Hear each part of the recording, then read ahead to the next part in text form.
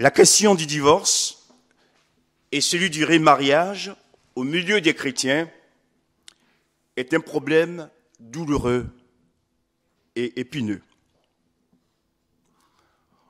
On ne saurait cependant improviser des réponses dans un domaine qui engage fondamentalement ou profondément notre foi.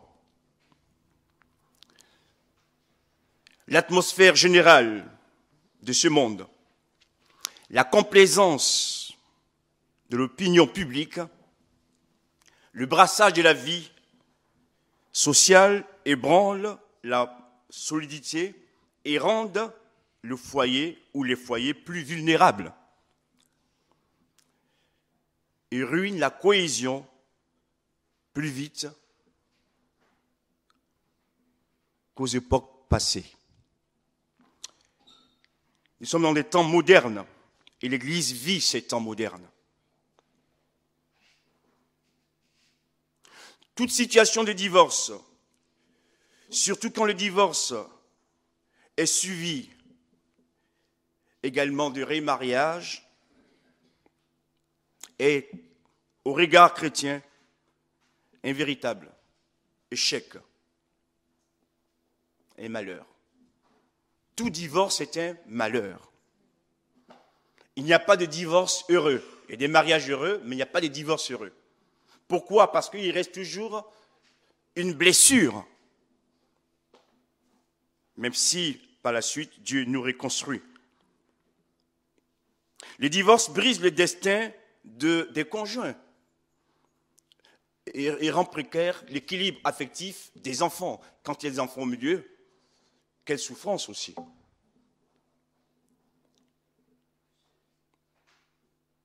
Depuis toujours, la Bible et l'Église proclament le caractère indissoluble du mariage.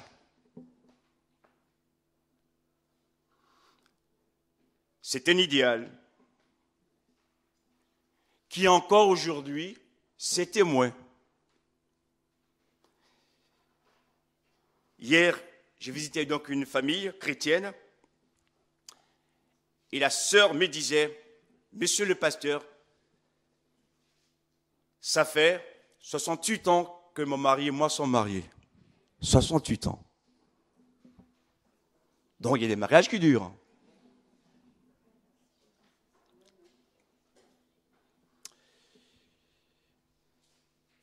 C'est des témoins courageux dans un monde où pourtant la fidélité devient de plus en plus difficile. Cependant, frères et sœurs, nous devons être attentifs au devoir de miséricorde.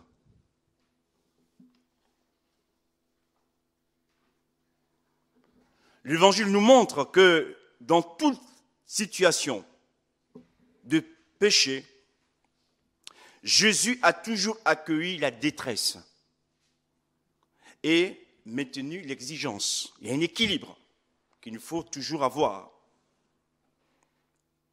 Dans Jean chapitre 8, verset 11, il dira à cette femme surprise en flagrant d'adultère, « Va et ne pêche plus. » Jésus la libère.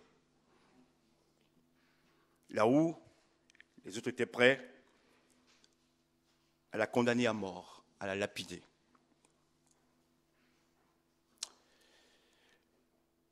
L'expérience du divorce sera toujours une blessure. C'est pourquoi, dans ces situations,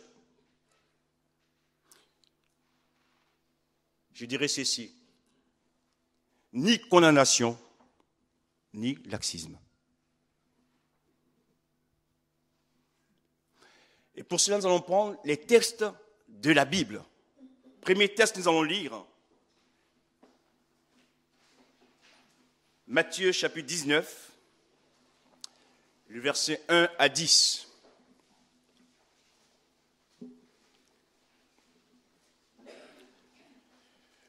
Lorsque Jésus eut achevé ses discours, il quitta la Galilée et alla dans le territoire de la Judée, au-delà du Jourdain. Une grande foule le suivit et là, il guérit les malades. Les pharisiens l'abordèrent et dirent, pour le prouver, est-il permis à un homme de répudier sa femme pour un motif quelconque? Il répondit, n'avez-vous pas lu que le Créateur, au commencement, fit l'homme et la femme, et qu'il dit, c'est pourquoi l'homme quittera son père et sa mère et s'attachera à sa femme, et les deux deviendront une seule chair. Verset 6. Ainsi, ils ne sont plus deux, mais ils sont une seule chair. Que l'homme donc ne sépare pas ce que Dieu a uni ou joint. Pourquoi donc, lui dirent-ils, Moïse a-t-il prescrit de donner à la femme une lettre de divorce et de la répudier? Il leur répondit, c'est à cause de la dureté de votre cœur que Moïse vous a permis de répudier vos femmes. Au commencement, il n'en était pas ainsi. Mais je vous dis que celui qui répudie sa femme, sauf pour infidélité, et qui en épouse une autre, commet un adultère. Amen.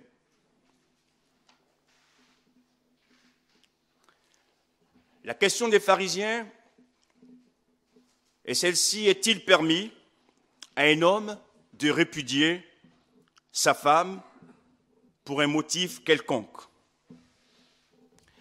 Et peut-être pour mieux comprendre cette pensée, nous avons fait une autre lecture dans Deutéronome chapitre 24. Deutéronome chapitre 24. Lorsqu'un homme aura pris et épousé une femme qui viendrait à ne pas trouver grâce à ses yeux, elle cesse de lui plaire parce qu'il a découvert en elle quelque chose de honteux. Il écrira pour elle une lettre de divorce. Et après la lui avoir remise en main, il la renverra de sa maison. Elle sortira de chez lui, s'en ira et pourra devenir la femme d'un autre homme. Dieu a permis cette lettre de divorce qu'on remet à la femme au temps de Moïse pour que la femme soit libérée. Parce que tant que cette femme n'est pas libérée par le mari alors qu'il ne l'aime plus, il lui est interdit formellement de se remarier. Donc cette lettre de divorce était là comme une garantie pour protéger les femmes à cette époque. Bien sûr, aujourd'hui, on pourrait nous être choqués. D'ailleurs, l'initiative est prise par l'homme. C'est l'homme qui donne cette lettre. La femme pourrait aussi répudier son mari. Mais à l'époque, nous sommes dans une société patriarcale où l'homme a presque tous les pouvoirs. Je dis presque. Pourquoi? Parce qu'il n'y a que Dieu qui a le pouvoir absolu.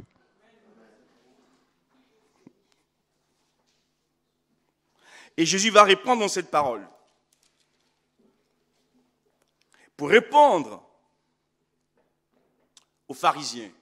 Dans le texte du Deutéronome 24, il est question des motifs honteux, sans précision.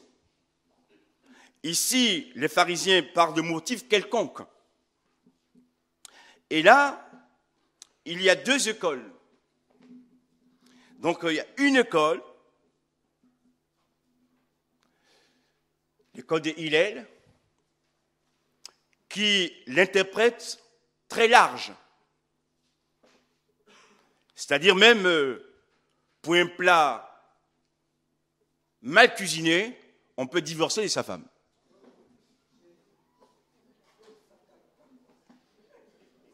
Et puis vous avez le code Shammai, qui est plus strict et qui dit que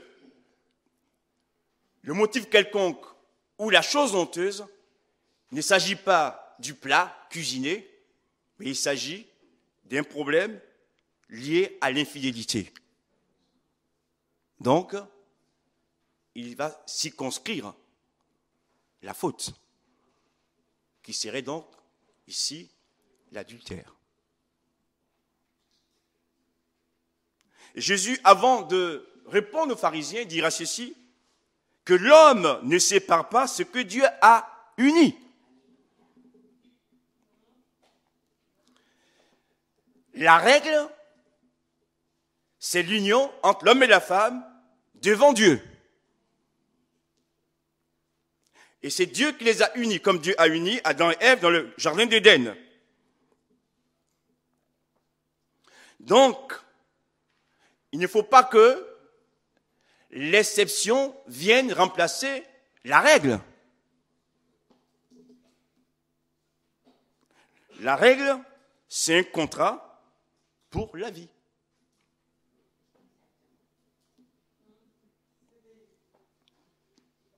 Parce que, s'il vous plaît, soyons sérieux, c'est une question dans laquelle il y a beaucoup de souffrance. C'est pourquoi je vous ai dit que pour apporter ces messages ce matin, je demande toute la grâce de Dieu. On ne peut pas dire les choses simplement. Il y a beaucoup de souffrance derrière. Quand on est pasteur, qu'on connaît encore les brebis, Seigneur, ta grâce, ta grâce, ta grâce. C'est vrai que je rappelle la base qui va nous aider à pouvoir comprendre la suite. Jésus dira aussi, au commencement, Dieu fit l'homme et la femme.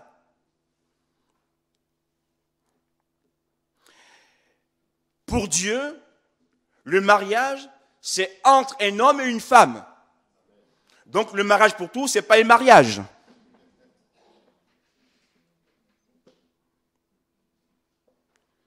Nous ne jugeons pas, nous ne condamnons pas, nous disons ce que dit la Bible.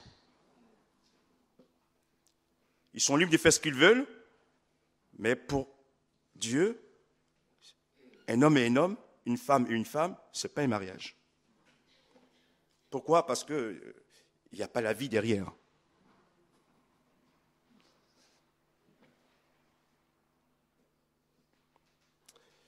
Le mariage unit deux âmes. Je vous en parlerai en vous le disant. C'est la raison pour laquelle il est dit, pour celui qui cherche à se marier, ou celle qui cherche à se marier, qu'il ou qu'elle cherche son âme sœur.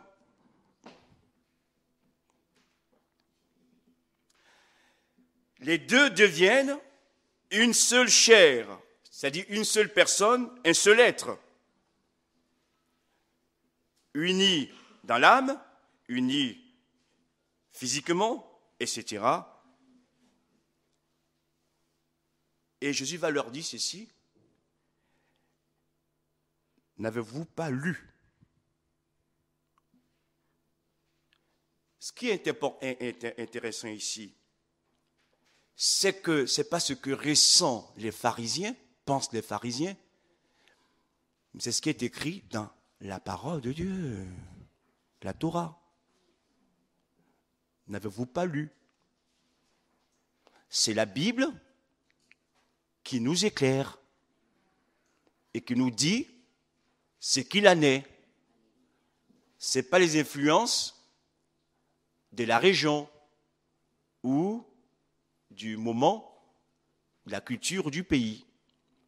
Pour avoir la réponse de Dieu, il faut aller donc puiser dans les Écritures.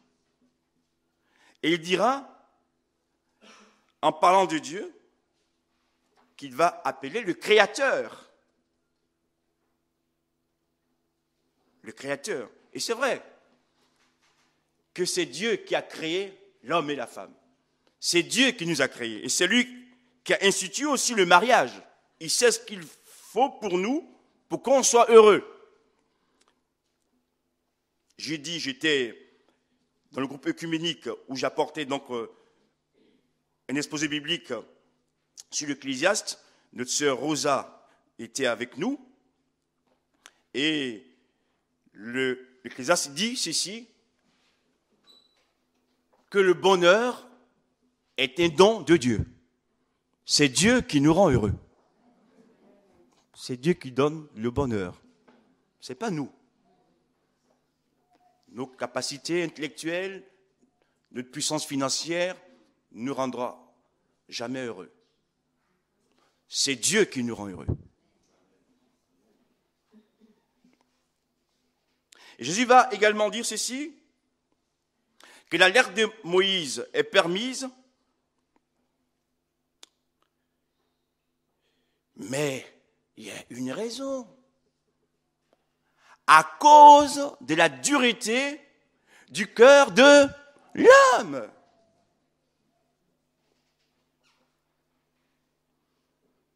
Si cela n'était pas facile pour les Juifs qui connaissaient la loi, les oracles et le Dieu de la vie, qu'en est-il pour nous aujourd'hui?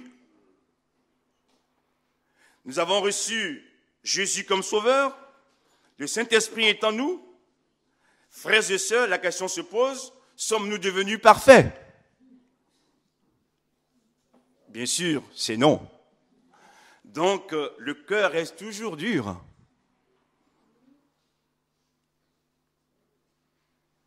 Et devant la dureté du cœur de l'homme, Dieu permet une issue pour ne pas que la situation soit bloquée et qu'il n'y ait plus de souffrance. Cette faiblesse humaine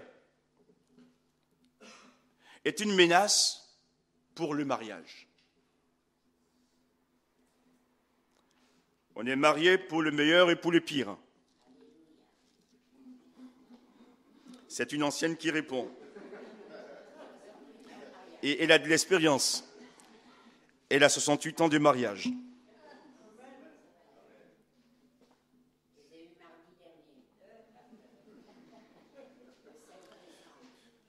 Vous avez la nouvelle.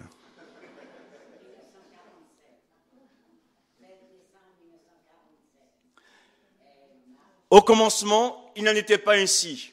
Jésus va nous ramener aussi à la pureté des origines. Au commencement, quand Dieu a créé l'homme et la femme, il n'en était pas ainsi.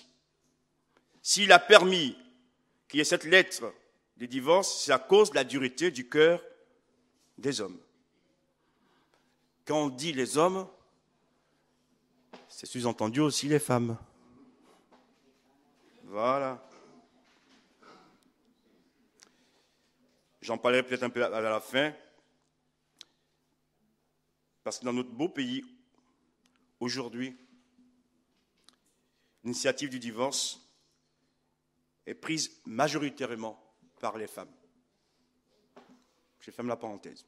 Les statistiques à la française. Parce que nous sommes dans un monde aujourd'hui où la femme travaille. Donc, elle peut faire face à ses besoins. Je ferme la parenthèse. Vite.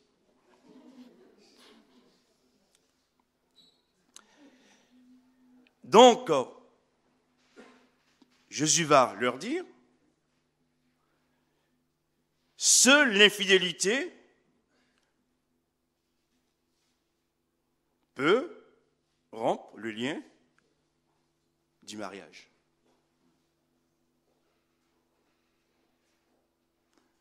Et autoriser le conjoint lésé à se remarier. Verset 9. Si on étudie la pensée de Jésus. Mais je vous dis que celui qui répudie sa femme, sauf pour infidélité, et qui en épouse une autre, commet l'adultère. Donc s'il n'y a pas d'infidélité, et qu'on épouse une autre, on est dans l'adultère. Sauf l'infidélité. Mais là aussi, il y a deux camps, deux positions. Il y a ceux qui disent, malgré l'infidélité, il faut pardonner à l'autre conjoint. Et qui sont pour le pardon. Et puis, ça existe, ou ça existait, des conjoints lésés qui ont pardonné. Le couple s'est reconstitué, ils sont restés ensemble. Et puis, il y a des couples aussi, d'autres camps, qui disent parce qu'il y a infidélité, il y a faute, donc on se sépare. Mais ça existe aussi au sein des familles chrétiennes. Ce matin, comprenez-moi bien, quand vous apprendrez cette étude, ce n'est pas de juger les uns et les autres, parce qu'on ne sait pas les causes, les raisons.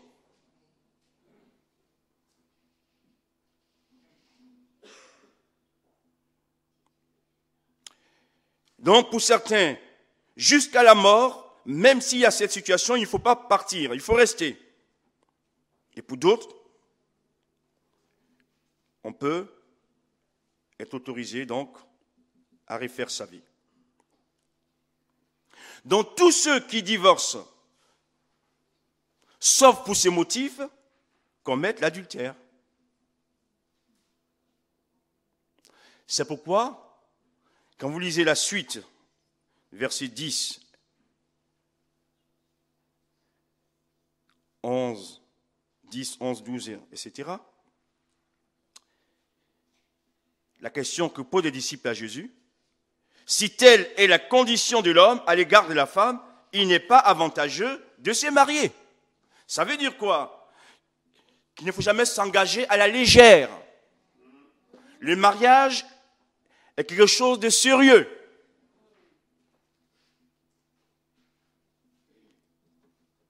Pour éviter les larmes et même des grandes souffrances. Et certains, pour ne pas s'engager, restent célibataires. Bon, quand vous avez reçu le don du célibat, parce que là aussi il y a plusieurs cas, hein, il y a ceux qui, à cause du royaume, se forcent à demeurer célibataires jusqu'au bout. Gloire à Dieu. Il y a ceux que les hommes ont rendus tels, c'est-à-dire qu'ils ont été castrés, soit prisonniers de guerre ou difficultés. Et puis il y a ceux qui sont venus dans le monde avec une malformation et qui restent célibataires. Maintenant, je vous donne un témoignage. Quand j'étais à l'école biblique, nous avions un étudiant avec nous qui sans cesse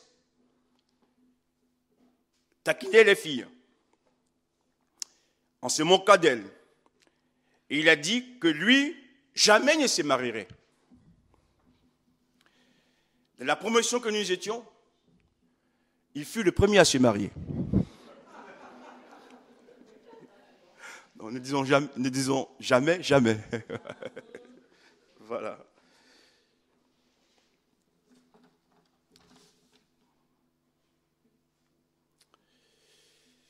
Matthieu chapitre 5, versets 31 et 32, que nous pouvons lire aussi. Matthieu chapitre 5, versets 31 et 32.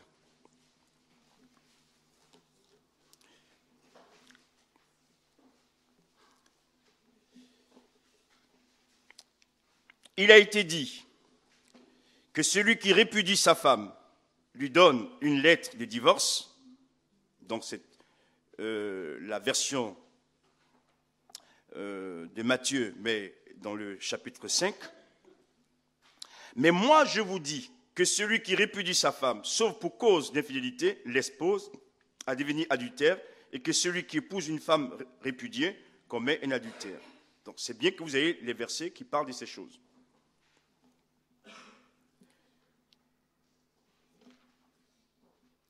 Quand Jésus dit l'expose à devenir adultère, cela montre aussi la gravité de la situation. On ne peut pas se séparer sans raison valable. Et celui qui épouse une femme répudiée, sans raison valable, commet aussi un adultère. Nous allons maintenant prendre Marc chapitre 10. Marc chapitre 10, verset 1er.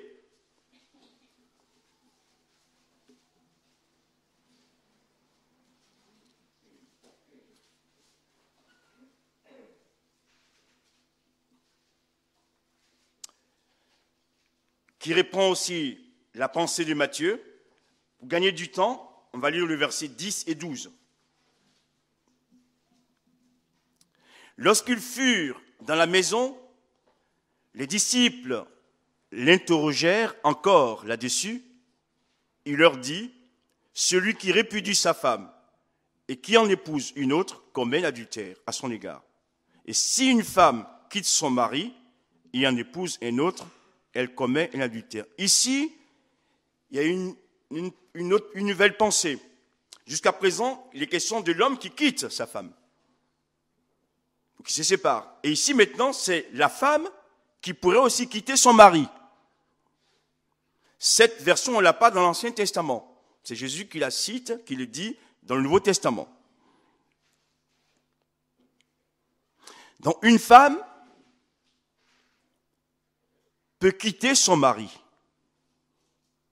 s'il y a infidélité. Vous voyez qu'il y a un changement. Ce n'est plus l'homme qui est le puissant. Jésus aussi donne à la femme une certaine autorité si elle a subi une injustice. Mais s'il n'y a pas de faute ou d'injustice, qu'elle se quitte son mari et en épouse un autre, elle commet un adultère. Il faut qu'il y ait une faute. D'accord? Jésus donc équilibre la pensée entre l'homme et la femme. Celui qui répudie sa femme sans motif valable et en épouse une autre commet un adultère à son égard. J'aimerais maintenant qu'on lise dans Romains, chapitre 7.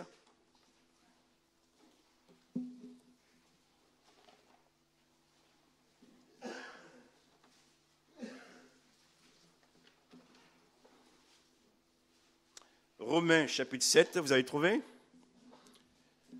Versets 1 à 3.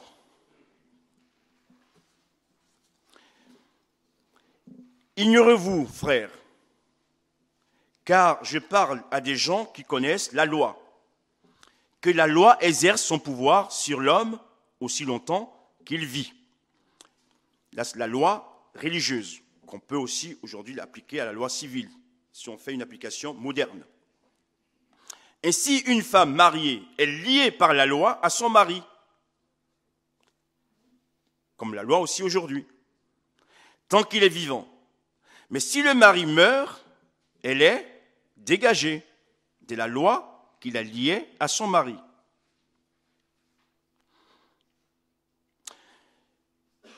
Donc Jésus est venu dire, plutôt Paul qui parle, ça c'est plus Jésus, c'est Paul qui parle, inspiré de Dieu,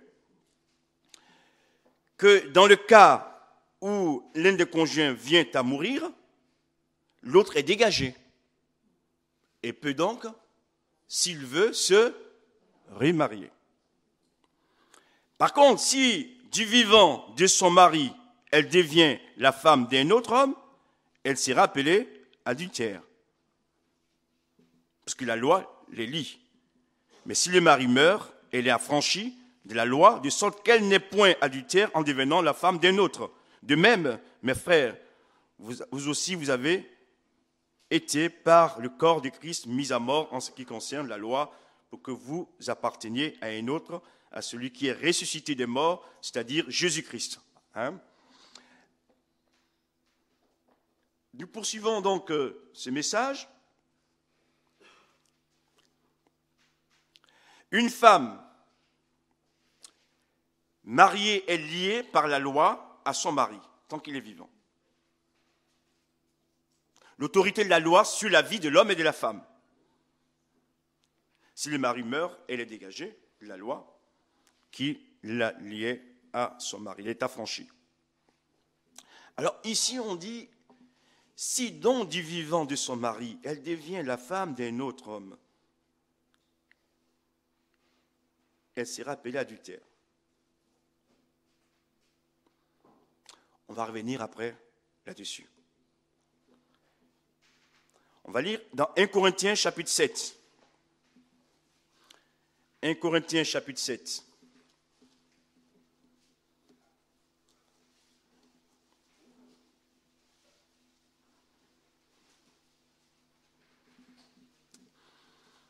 verset 1er.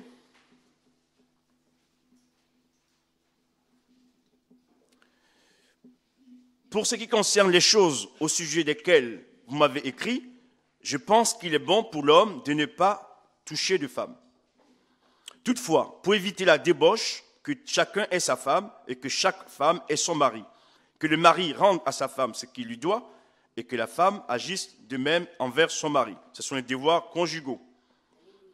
Ce n'est pas la femme qui dispose de son corps, c'est son mari. Il y a une personne qui m'encourage, merci. De même, ce n'est pas le mari qui dispose de son corps, c'est sa femme. Ne vous privez point l'un de l'autre, si ce n'est d'un commun accord, pour un temps, afin de vaquer à la prière, puis retourner ensemble, de peur que Satan ne vous tente en raison de votre manque de maîtrise. Bon, c'est là aussi, j'ouvre une parenthèse, vous avez certaines personnes, même chrétiennes, qui ont un tabou sur le sexe, etc. On voit qu'ici, ce n'est pas un péché, d'accord, hein? Soyez donc rassurés. J'ai dit cela par condescendance, si vous êtes marié, bien sûr, hein, je n'en fais pas un ordre. Je voudrais que tous les hommes soient comme moi, mais chacun tient de Dieu un don particulier, l'un d'une manière, l'autre d'une autre. À ceux qui ne sont pas mariés et aux veuves, je dis qu'il leur est bon de rester comme moi. Mais s'ils manquent de maîtrise d'eux-mêmes, qu'ils se marient, car il vaut mieux se marier que de brûler. Donc là, Paul nous donne déjà encore une pensée. Et nous poursuivons. À ceux qui sont mariés, j'ordonne, non pas moi, mais le Seigneur, que la femme ne se sépare pas de son mari. Si elle est séparée, qu'elle demeure sans se marier ou qu'elle se réconcilie avec son mari et que le mari ne répudie point sa femme. J'ai fait la lecture, puis j'expliquerai après. Aux autres, ce n'est pas le Seigneur, c'est moi qui dis. Si un frère a une femme non croyante et qu'elle consente à habiter avec lui, qu'il ne la répudie point. Et si une femme a un mari non croyant et qu'il consente à habiter avec elle, qu'elle ne répudie point son mari. Car le mari non croyant est sanctifié par la femme et la femme non croyante est sanctifiée par le mari. Autrement, vos enfants seraient impurs, tandis que maintenant ils sont saints. Si le non croyant se sépare, qu'il se sépare. Le frère ou la sœur ne sont pas liés dans ces cas-là. Dieu nous appelait à vivre en paix. Amen.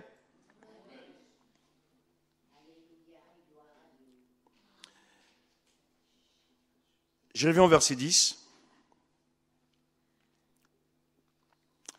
À ceux qui sont mariés, j'ordonne, non pas moi, mais le Seigneur, que la femme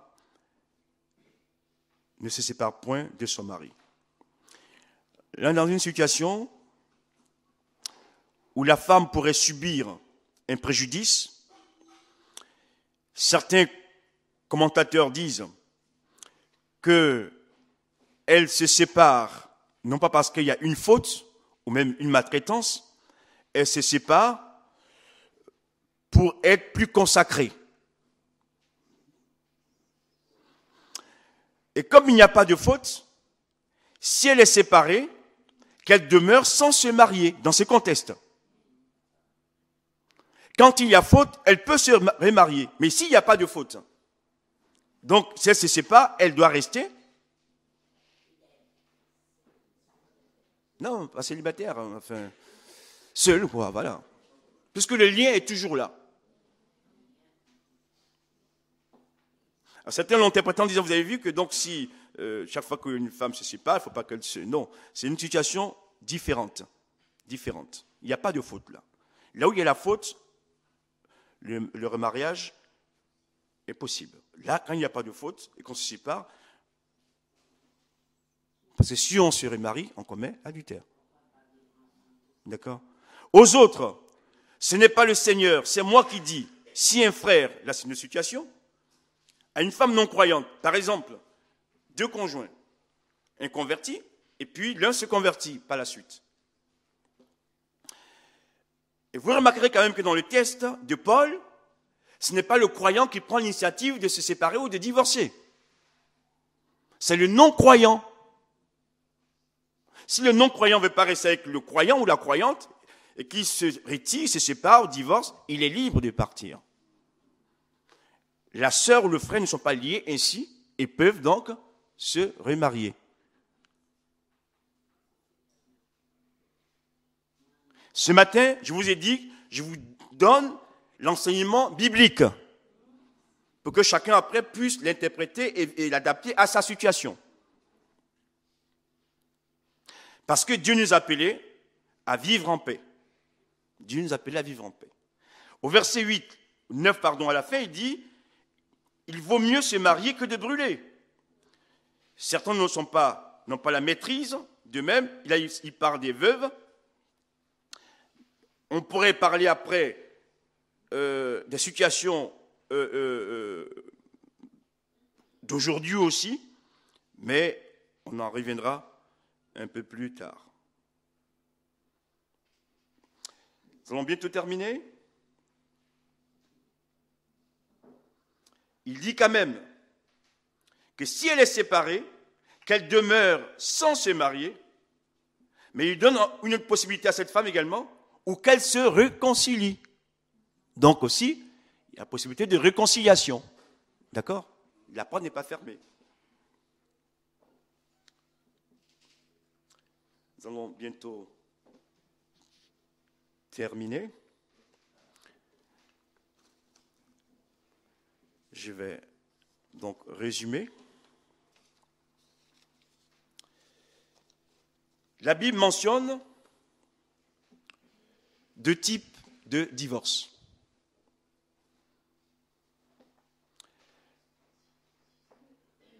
Le divorce pour infidélité, ça parle de la volonté permissive. Dieu permet.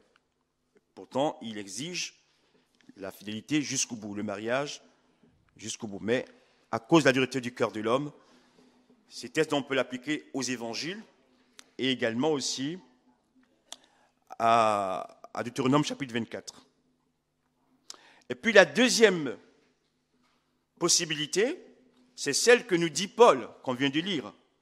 C'est la désertion d'un conjoint non chrétien. Là, c'est clair qu'on a des possibilités alors de se remarier. De divorcer, pardon. Puisqu'il est parti. Et le remariage, résumons aussi la pensée. Il y a 3 possibilités pour le croyant, le chrétien, pour se remarier. Le premier qui est clair, qu'on a lu, c'est le cas des veufs et des veuves. Les liens rompus. La mort rend le lien. Donc là, c'est indiscutable. Deuxième cas de possibilité de remariage, lorsque l'un des conjoints est trahi. Mais avant de passer à l'étape du divorce, Dieu exige qu'on se réconcilie. Mais s'il n'y a pas de réconciliation, et qu'il y a divorce, le conjoint homme ou femme peut se remarier. Et enfin, le troisième cas de possibilité de remariage, c'est lorsque l'incroyant qui est lié à un conjoint croyant se sépare ou divorce. Le frère et la sœur ne sont plus liés dans ces cas et peuvent donc se remarier. Tous les autres cas de figure, ces adaptations au niveau des hommes. Donc on voit quand même que l'ouverture est encadrée.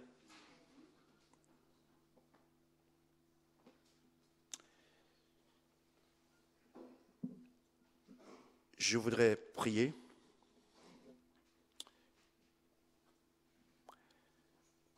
Et peut-être avant dire ceci.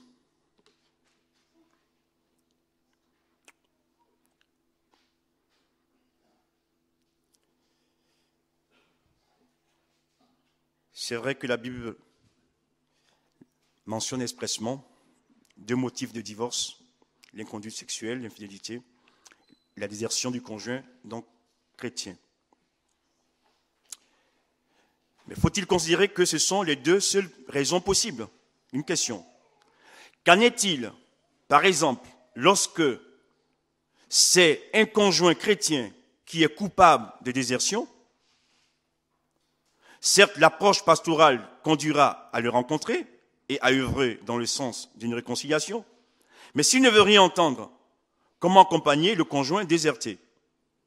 Faut-il le considérer comme délié? Faut-il considérer le déserteur comme un païen au motif qu'il refuse d'écouter l'Église selon la parole du Seigneur lui-même, Matthieu 18, 17.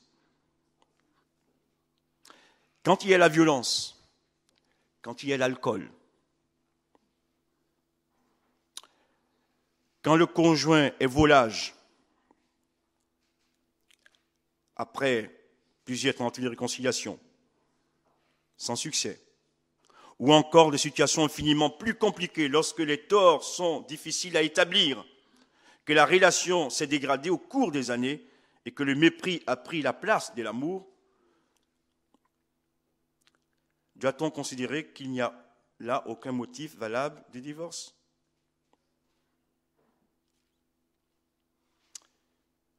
Et c'est là qu'on est tout petit.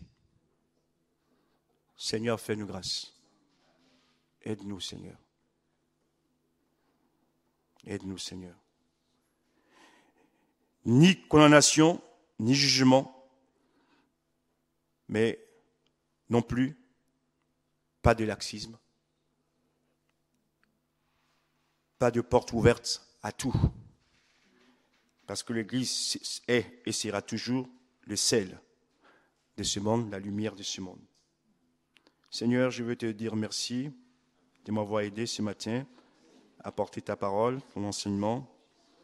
Touche les cœurs des uns et des autres.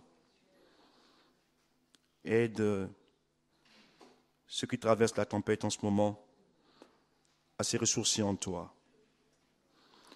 Guéris aussi ceux qui sont blessés, ceux qui ont le cœur brisé. S'il te plaît, Seigneur, construis ton Église. Merci pour le don du mariage. Donne-nous, Seigneur, de marcher sur tes traces, sur tes voies. Là où nous sommes faibles, où le cœur dur, viens par ton esprit transformer nos cœurs, notre esprit. Prions pour les familles que nous représentons et particulièrement pour les couples qui sont en difficulté dans les églises évangéliques. Seigneur, ta grâce. Pour les autres, Seigneur aussi, tu connais toutes choses. Et si nous n'a pas la solution, toi, tu as la solution. Je te rends grâce. Et je ne vais pas oublier les enfants aussi, dans ces drames, qui souffrent. Bénis leur cœur. Qu'aucun d'eux ne s'éloigne de toi, au contraire, que toi-même tu les préserves du malin et qu'ils reviennent à toi. Au nom de Jésus, bénis ta parole dans nos cœurs maintenant. À toi toute la gloire. Amen. Merci à vous. Comme je vous l'ai dit,